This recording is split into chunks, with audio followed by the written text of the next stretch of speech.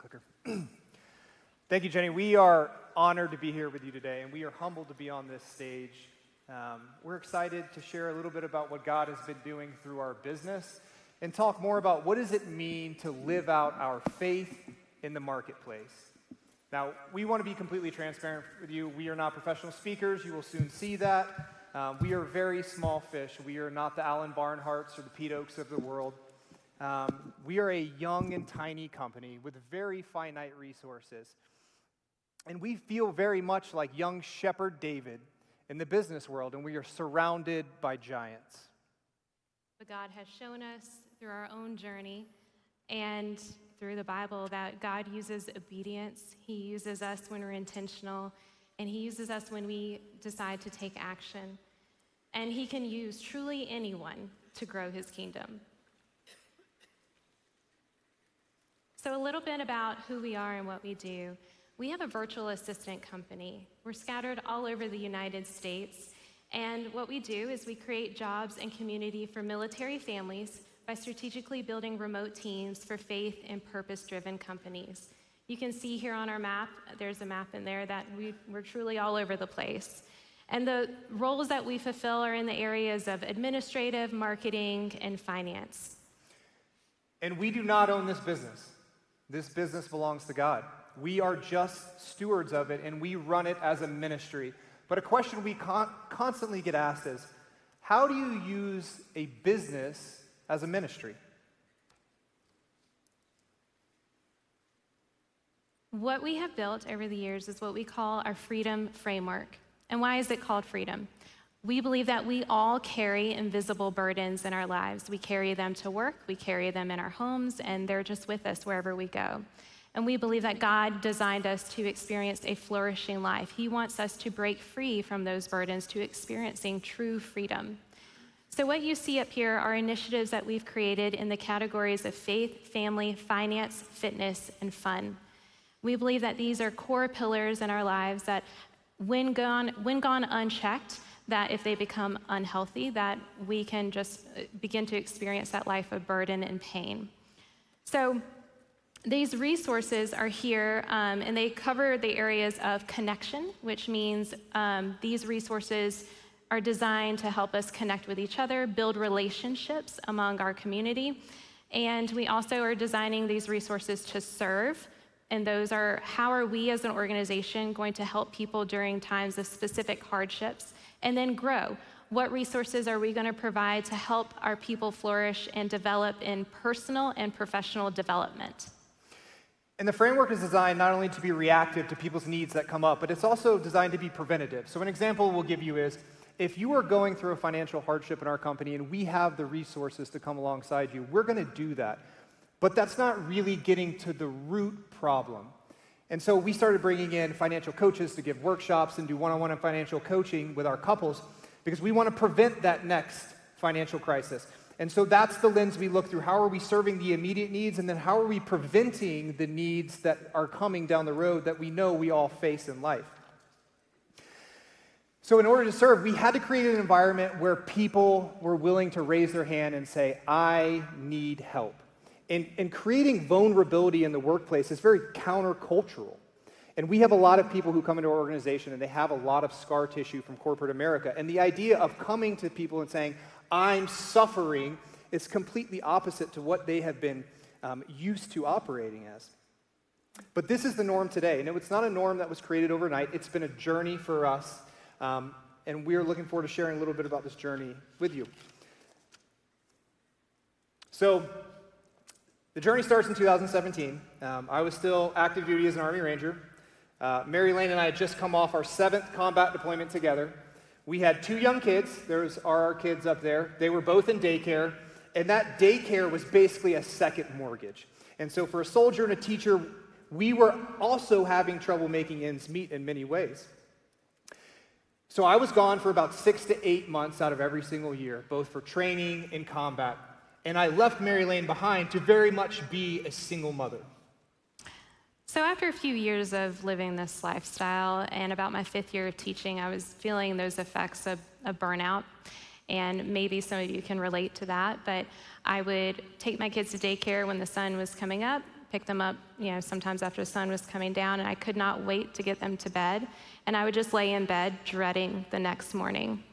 And that went on for a while, and I just thought, God, there has to be something else. I love this man. He looked great in a uniform. I chose this life. I know that.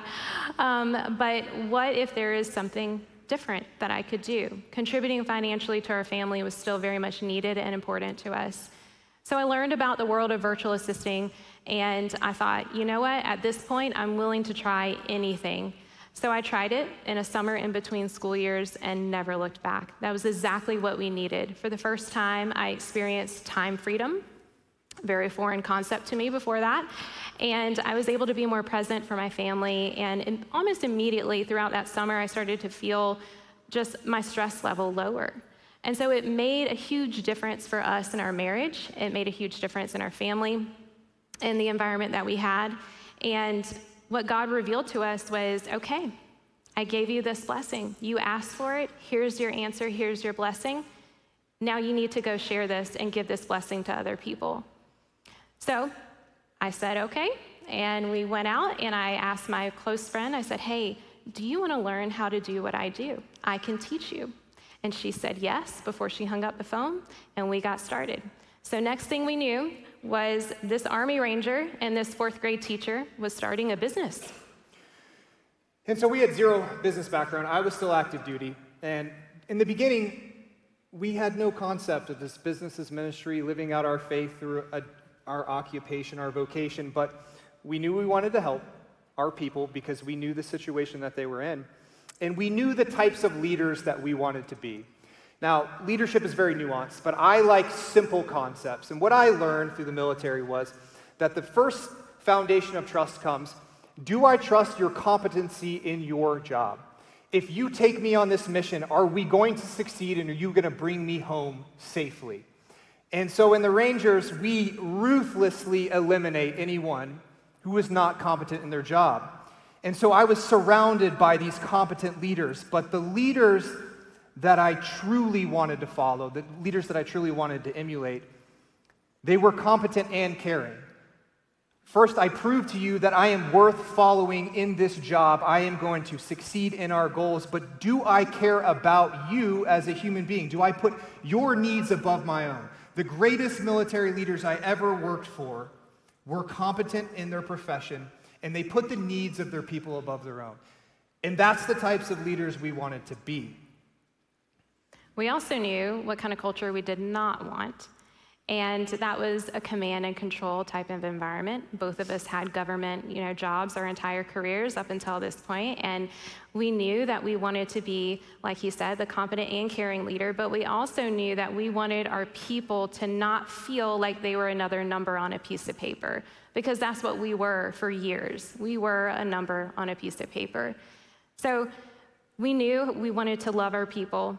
We just didn't really know what that meant at first. What did that look like in action? And we also knew that we were up against a lot. We had many battles in front of us. So what you see on this screen is the pain of our people. And as you read through that list, you may be thinking, oh, well, I've dealt with some of those, or my loved ones have, or I know my friends that are dealing with this right now. Maybe you're in the thick of one of these pain points in your life. Because the reality is, it's not just a military issue. The military lifestyle just exasperates the human issues that we all face, no matter what country you're in, no matter what culture you have. These are all issues we're going to face, and that your people are facing right now when you show up to work. So our calling as a leader is, how do we support our people through these pains? We are not counselors. We're not professionals in this, and we have no background in this. And honestly, all of those challenges on the other side were things that we had to face. I also faced, when it says head trash, imposter syndrome. Who am I? I'm not equipped. I am not enough. I'm just a fourth grade teacher. We also faced the world and the enemy. Everything we were doing seemed very countercultural to what the world wanted. And the enemy was always throwing obstacles in our way and trying to get in the way of us for helping our people. But we knew our people was worth it. And I also believe that this quote from Blackaby is so powerful. We see time and time again in the Bible that God does not just give us the provision first. He's not going to hand you a guidebook and just say, here's all the answers to every problem that you're going to face right now. He's waiting for our obedience first. He's waiting for us to step out of the boat and say, I am going to follow, and then he will provide. And to be honest with you, we were probably a little naive in the beginning. We had this idea, this compelling vision for what we wanted to create, and we thought, man, we're going to go share this with the world. People are going to be excited about this. And I remember the first time I got asked to go on a podcast. And it was a military nonprofit podcast, and I thought, this is a great, entry. They're really going to support what we're doing. And so I'm on there, and I'm fired up, and I'm casting the vision and talking about the impact that I want to make. And the host just interrupts me. He goes, wait a minute. In a very condescending tone, he said to me, are you trying to make money here? Or are you trying to help people? And I was pretty taken back by that because I thought, why can't we do both? If you want to make an impact, you don't have to start a nonprofit. You can do it right where you are. And I left that conversation feeling a little bit defeated that somebody had squashed my dream. But God, in his kindness the next day, threw me a lifeline. The man that produces the podcast called me, and he said, I want to apologize to you. I don't think that you were treated very well yesterday. And as a man of faith, I am proud that you were willing to go out on a limb and live out your faith through a business. And I believe that there's people that are going to listen to this podcast, and they're going to hear the truth behind it, and they're going to say, I want to work for a company like that. So there's going to be headwind. People are not going to understand your vision at all times. But that's okay. We just keep driving forward. It is okay. So where do we start? We knew we had this mountain in front of us. We knew that God was calling us to make this impact. And there's tons of ideas out there. I mean, you can go Google, what are ideas to care for my people? You're going to find hundreds and hundreds of ideas. But the specific needs of our current team was what we had to figure out. I wasn't willing to, and we didn't have the resources either, to just throw a bunch of stuff at the wall and just see what stuck. So these reflection questions are up here that we had to ask ourselves. Do we actually know these things about our people, their individuals that we have? And we asked ourselves that then, and we do this consistently on a quarterly and annual basis. We send out engagement surveys, and we really want to know, what are their motivators? What are their dreams? What are their passions? What's holding them back right now? What are the current challenges they're facing? And over time and over years, I mean, even what's going on in the country is going to impact your people. So we have to stay on top of it. We have to know constantly what is the pulse of our people and what are they facing. So once we understood the unique challenges in that season that we were in of our people, we had a decision to make. Okay, now we know. What are we going to do about it? What are we going to do about it when we literally have no money and we are in startup? That was the question. And not doing anything was not going to be an answer. I knew that we had to do something. And what it started out was, at that time, was checking in. And I mean calling, not to check in, how's that project going? Where are we at with this? I mean, how are you doing? What's going on? What are you excited about right now? Handwriting letters. Do not underestimate the power of a handwritten letter going in the mail. You have no idea what receiving that piece of mail that's not a bill can do for someone, knowing that they feel seen and heard. And it looked like just having virtual book studies. Hey, there's this book, let's learn about it together. And making all of this optional. And yes, sending some meal deliveries and small gift cards when appropriate. But soon, over the course of a few years, I realized, okay, this is growing beyond my actual capacity. And not only that, it's not always going to be appropriate for me to be that person for my people. It just isn't realistic for me to be that person for every single person in my company. So what am I going to do? So I delegated for that specific role. It was very, very part-time, but that person was accountable for making sure those little things that we were doing were done with consistency. And slowly over time, that's how trust was built. Slowly people started realizing, wow, these people actually mean what they say. And that outreach ambassador was a pivotal role in our journey because that was the very start to us building a team built around our ministry initiatives. And what we hear constantly from other business leaders is, I don't have time. That's great for you, but I don't have time to do this. And it's not about you, it's about who. We treat this like any other business function. And that's the way it needs to be treated if you're going to scale and grow your ministry efforts. And the next step that we took from there was we hired a chaplain. Now, for us, it seems like a no-brainer. It's an outside, vetted, trusted resource that you can bring into your company. Corporate Chaplains of America is here. They also call them care coaches. But for us, it made a lot of sense coming from the military. We all already had chaplaincy. Most of our team members were familiar with chaplaincy in the military. But I want to explain what chaplaincy is and what it isn't. We did not bring a chaplain in to evangelize to our people, just to come in and start preaching at people. What we needed was a wise mentor. We needed a wise mentor that was going to walk beside our people through the storms of life, to guide them through the parenting, the marital challenges. And we found that in a chaplain who was trained, vetted, and had the resources at hand to really serve our people in a way that we couldn't. And on top of everything else, it's anonymous. So our people know that when they come to that chaplain, it's not going to go any further unless they ask to tell the owners about it.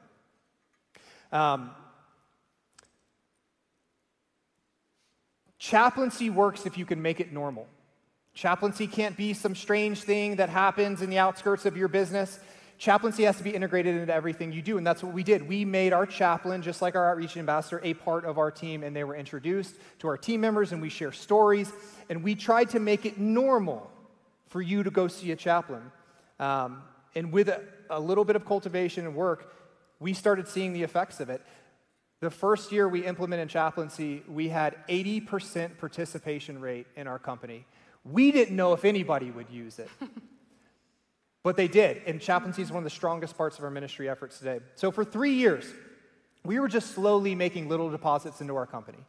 Little deposits, cultivating the soil, slowly building out that freedom framework that we showed you in the beginning.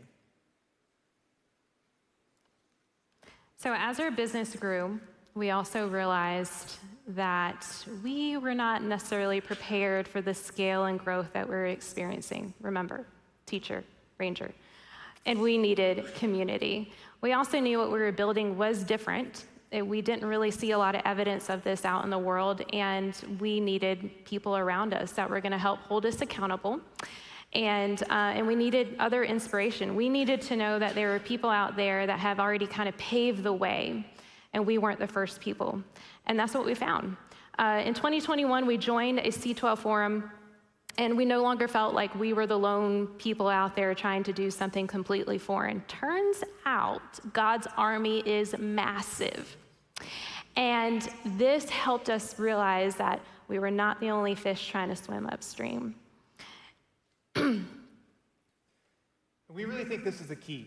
This community piece is a key, especially from what we understand the challenges are in Canada. And we have never lived here, and we are blessed that we have large communities like C12, but C12 is starting in Canada, and so is Convene, and so there are options, and you can see some of those folks outside, but for us, even before we found C12, we always had each other. It's hard to vision cast by yourself. It's hard to stay motivated during all of the craziness of business by yourself. You have to find somebody that's going to walk in this journey with you. So I beg you, do not leave this place alone. You must find that spiritual battle buddy that is excited about walking this out, because if you are going to start implementing your faith more thoroughly into your business, there's going to be challenges, and you are going to need somebody that's going to be there for you. So I implore you, please do not leave this place alone. Find somebody who's excited about this. And C12 was such a great resource for us. We found these people that were as crazy about generosity as we were. And some of those folks that we learned from, like Pete Oakes, like Alan Barnhart, are speaking here, those were the people we looked up to. We're like, look at what they can do. That's what's possible. And they put these concepts in our head that we just couldn't quite shake, like using your business as a ministry, fully integrating our faith in every aspect of our business. This is God's business, not ours. And what it's going to mean as a business owner to stand at the bema seat. When we stand before God and he examines our lives and he looks to the business he gave us to steward, I don't believe he's going to ask us to see our P&L. What I believe God is going to ask us is, how did you steward my people that I put in your path? And that drives the decisions that we make. When I stand before that seat one day, I want to know that I stewarded these people well. Mm-hmm. So in 2022, we fully surrendered our business to God. As you can see, we were already doing some good, but the concept of a full surrender, we didn't quite get until we felt that conviction in 2022. It was like we had these keys, we had this ring of keys to our business, and we were handing him like maybe one or two. And what he was asking of us was the whole ring. He wanted to be in the driver's seat. And we kind of felt like we were in control, like we were making money, we were experiencing some success, like we got this. And what he said was, no, like just see what I can do, hand it over. So we prayed about it. We said, God, okay, this is yours. Come examine every bit of it. Every single process, every single department, how we were making decisions. Come look at it all. It's all yours. Tell us what to do. We made a commitment to God, and we made a commitment to each other. And from then on, we no longer even used the language that this was our business, that we were just the stewards, and we were subservient to him. Within a month of making that true surrender and that decision, we experienced, after 4 years of doing good, our first salvation. So for us, when we surrendered, ministry became the mission. It was no longer we were running this business and on the outskirts of it, we were trying to help people. It became the why we exist. It became the rallying cry for everyone we brought into our business. It became the lens for which we hired and fired based off our values. And what we needed was people who were going to champion this mission with us. We have no idea what God is going to ask you to do through your own surrender. It looks different for all of us. But whatever he does call you to do, as my friend Jonathan Lewis says, is your yes on the table? Because I believe that's representative of what surrender is. God, I don't know what you're going to call me to do, but if you call it, I'm going to answer the call. And that's how we have tried to live our lives through this business. And so here we are. We're fully surrendered. It's God. You're in the driver's seat. But how do we know that the decisions we're making are in alignment with God's calling for us? And we didn't know how to answer that question, so I went to a wise mentor. I went to Buck Jacobs. Buck Jacobs is the founder of C12.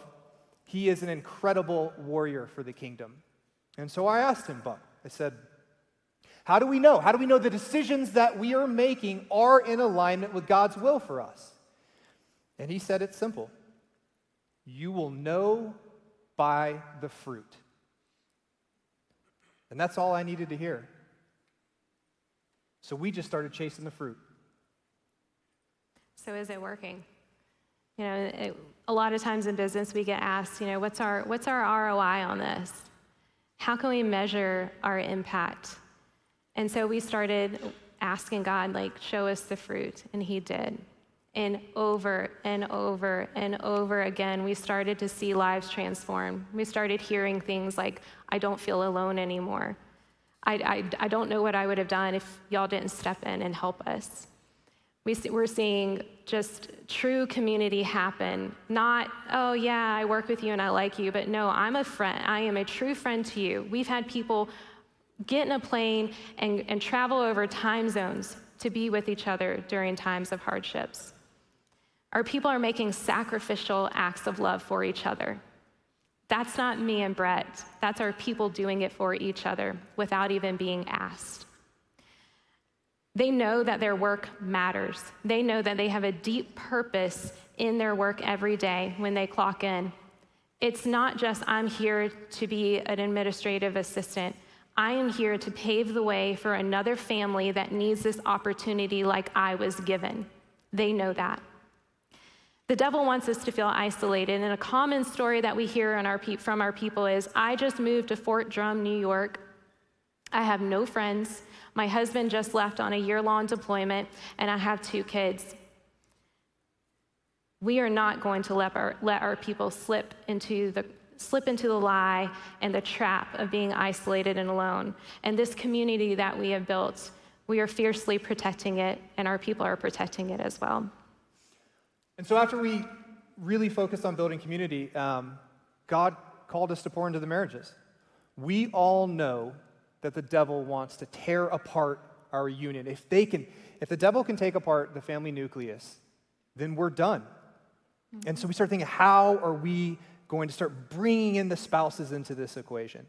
And so God started presenting us with ideas, and so we started bringing people in to do marriage workshops. We started sending people on marriage retreats, faith-based marriage retreats, all paid for. And man, if you ask me, hey, Brett, tell me about a big win you had last year, I don't think about some deal we closed. I don't think about some revenue number for the month. Like, I think about this. This is what I think about. This is what's the most important. The longest and hardest disagreement that we have ever had so far in our marriage, we were able to get through it. That's what excites us. That is why we exist. And the hardships that our families are facing, that we're all facing, we go through traumatic events, we go through those seasons of truly being in the trenches of life and in the thick of it. We believe that as leaders, if you're willing to go into that discomfort, if you're willing to just know and be willing to be there with them through it and to help and support them during times of hardships, that action will build a trust that is completely unbreakable. People know that you'll be there to celebrate their highs and their wins when they're performing and they're producing and you're giving them a high five and a bonus. Yeah, that's expected. What's not expected is that you will see them and love them when they are at their lowest point in their life. Our faith is permeating through our organization. I want to be clear. Obviously, we do not hire just Christians. We do not serve just Christians. Quite the opposite. Last year in our company, we had 7 salvations. Praise God. We document every single prayer request. We have a private chat room that people can come in, and we have non-believers asking for prayers. We've had hundreds of prayers requested and hundreds of prayers answered. We follow up on every single one. We've had over 760 one-on-one private chaplaincy sessions. We've had hundreds of meals given to our team members during those times of hardships, and we've had close to 400 specific team member hardships documented and supported over the years through our Freedom Framework. So once again, this is our framework. This is our ministry battle plan. This is not a dusty document that sits in a corner somewhere. This is something that is evaluated every quarter. What's working? What's not? Where is God calling us to? Where are our weaknesses in this framework? What do our people need next? And it is constantly evolving. It is constantly being pushed.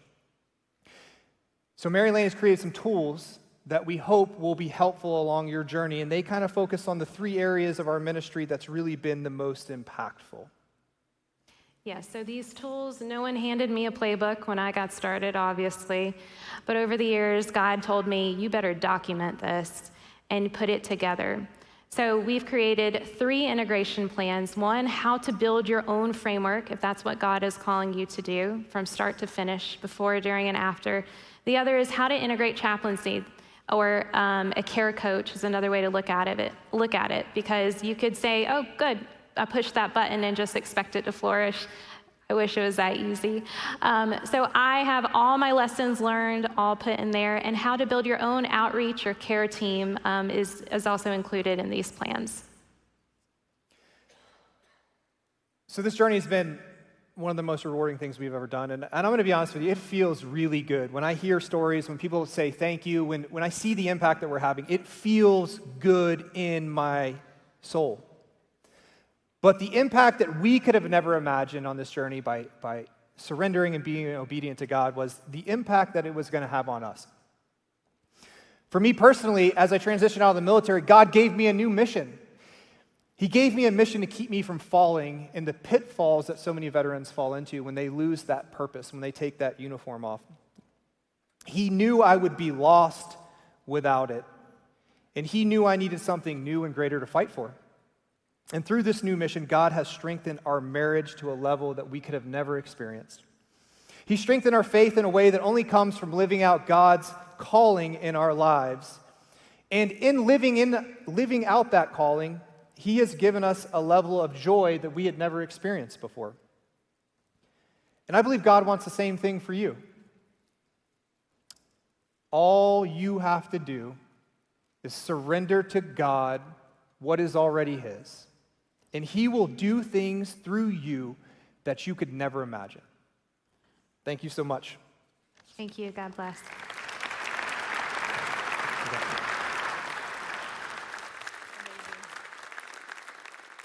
I got a page of notes, guys.